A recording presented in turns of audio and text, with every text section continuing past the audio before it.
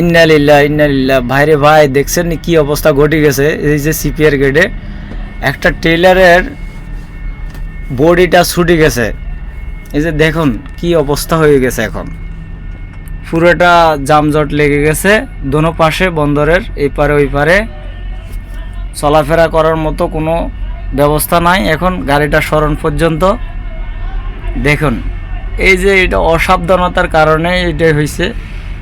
যদি ড্রাইভার সাহেব যদি একটু খেয়াল করতো, এই যে এই পাশে কত বড় জায়গা, এই দিক দিয়ে না যায় ওই ঘাতার ভিতরে নামাই দিয়েছে। এই কারণে উঁচার কারণে এই যে ব্যাস প্লেট থেকে ছুটি গেছে, ছুটি যাওয়ার কারণে এখন পুরোটা জাম হয়ে গেছে।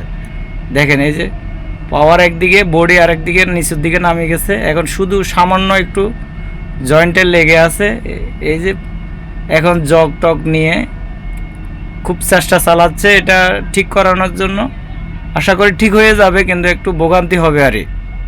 দেখেন এই যে পাশে ওরা আছে, অনেকজন চলে আসছে ভাই বেড়াদার, এরা মোটামুটি কেউ সহযোগিতা করতেছে, কেউ সাজেশন দিচ্ছে এভাবে। এই যে দেখেন এটা হচ্ছে যে পিছনের অংশ, এদিকে আবার জামজট তো শুরু হয়ে গেছে মোটামুটি।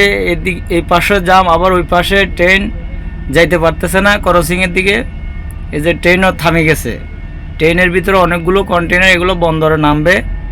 এগুলো ঢাকা থেকে, ঢাকা আইসিটি থেকে আসছে, বন্দরে নামবে, এগুলো বন্দরে নামাইতে পারতেছে না। এই হচ্ছে যে